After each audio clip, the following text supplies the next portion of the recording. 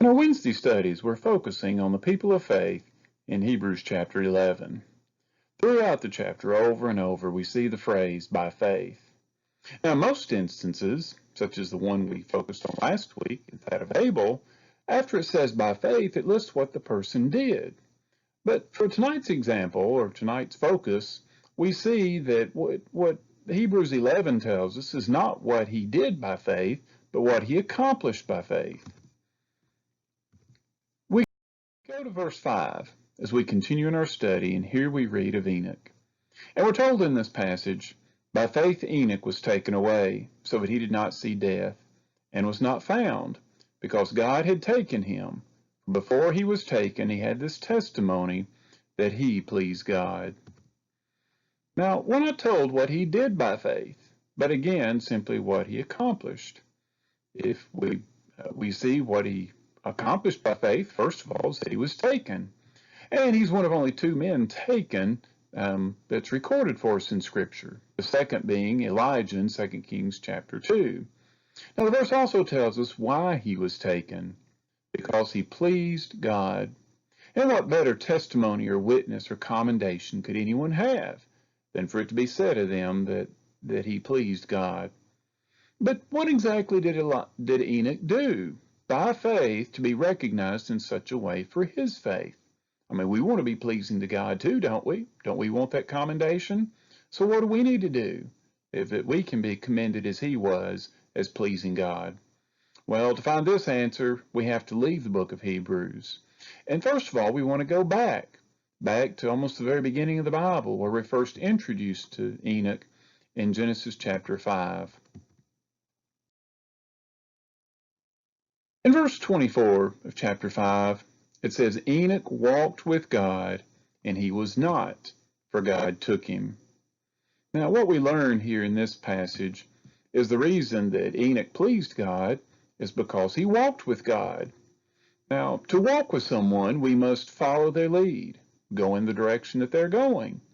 And we'll only do this if we have faith in someone. Would you follow somebody you don't have any faith in, that you don't believe in? Enoch had faith in God, so he was willing to walk with God. Now, as we go back to the New Testament, we look in 2 Corinthians chapter 5, and Paul shows the connection between all of these things as we think about faith, walking, and pleasing God. He told the Corinthian brethren, for we walk by faith, not by sight. We are of good courage, yes, and prefer rather to be absent from the body and to be present with the Lord. Therefore we make it our aim, whether present or absent, to be well-pleasing to him. Here in this passage we learn that when we walk by faith, we don't walk by what we see, but instead what God says. That's what it means to walk by faith. God says it, and we do it, no matter how we personally feel about it or what we may see or not see. Our faith causes us to walk and follow after God. We also have a longing to become as Enoch did, absent from the body, because this isn't our focus on this body and this earth.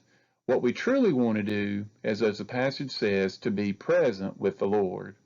And because of this, our aim, or our goal, or ambition is not to please ourselves, but to please God.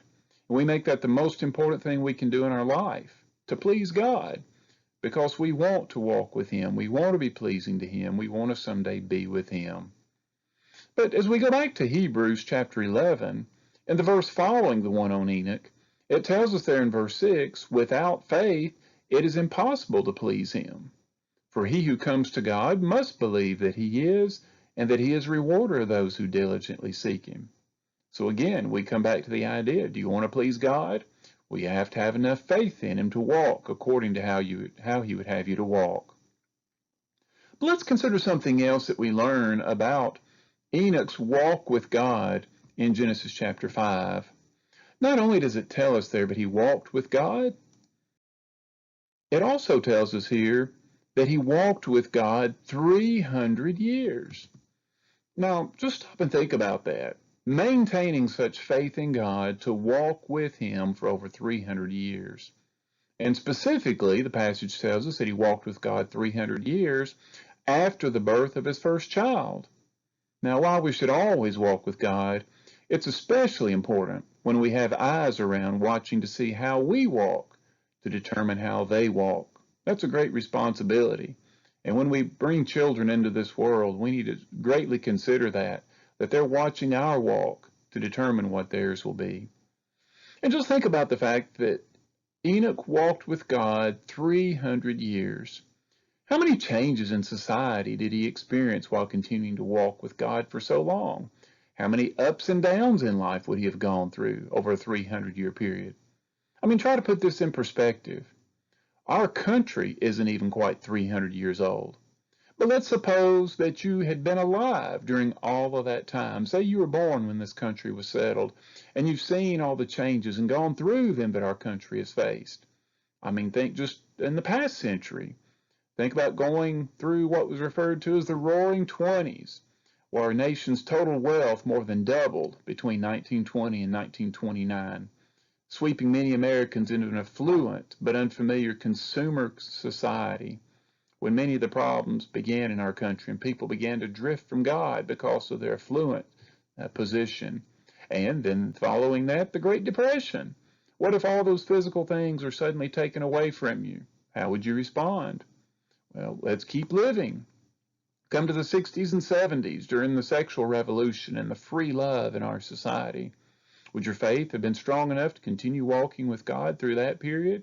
And think of all the others. Again, just during the period of our country, the ups and downs that you would face that would put your faith to the test.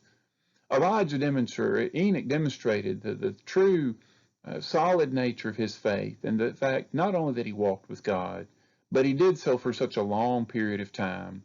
He walked with God through whatever changes occurred around him for 300 years. But as we think about Elijah and why he pleased God, there's another thing that we learn about him in addition simply to the fact that he walked with God. And to find this, we have to go to the other side of Hebrews, further into the New Testament. In Jude verses 14 and 15, we read there about Enoch as well. It says, "It was also about these men that Enoch, in the 7th generation from Adam, prophesied, saying, Behold, the Lord came with many thousands of his holy ones, to execute judgment upon all, and to convict all the ungodly of all their ungodly deeds, which they have done in an ungodly way, and of all the harsh things which ungodly sinners have spoken against him." We see on this occasion that Enoch spoke for God. He was willing to stand up and proclaim what was right and what was wrong. And in speaking for God, notice that he spoke against ungodliness. Now, how ungodly were the people of Enoch's day? Well, if we look in Genesis 6, there in verse 5, we see how they were described not long after his death, and possibly the same way during part of his life, when it said, "The Lord saw that the wickedness of man was great in the earth, and that every intent of the thoughts of his heart was only evil continually." Most likely these are the kind of people whom Enoch was pointing out their ungodliness to. Now, ungodly people normally don't like being described as ungodly. They don't enjoy having their sin pointed out. Much like people today. Try talking about people's sin, and you won't be very popular for long. And this is possibly even why God decided to take Enoch, so he would no longer have to endure living among such wicked people. Remember, he had already walked with God 300 years and proven his faithfulness to him during that time. For whatever reason God decided to take Enoch, we don't know exactly. But we do know part of the things that went into it, and that was the fact that while he was living, he did walk with God. And in that walk, he pleased God, and he spoke for God, taking a stand against the evil of his day. So I ask you, are you willing to walk with God? No matter how long you may live, no matter how many ups and downs you may have in life, are you willing to follow Enoch's example and walk with God? Are you willing to speak for God and stand up for him and his word, no matter how much wickedness or evil there may be against you? Even if you find yourself in the minority, which most likely Enoch did, will you live in a way that you walk with God, that you speak for God? Well, only then can you truly be pleasing to God. Do more than simply die. And by that, I mean if you go back and look in Genesis chapter 5, Over and over, we read in this list of genealogies, and he died, and he died, and he died. This is a reminder of what God told Adam and Eve just a few chapters earlier, that because of sin coming into this world, death would come as well. But toward the end of this list of genealogies in Genesis 5, we find one exception, and that is Enoch. While with all the other men, it simply says they died, it says that God took him because he walked with and pleased God. So I close with this admonition to you that's spoken by Paul. Paul said in Colossians chapter 1 and verse 10, that you may walk worthy of the Lord, fully pleasing him. May we all commit ourselves to live like Enoch. Walk with God, speak for God, please God, and live by faith each and every day of our lives.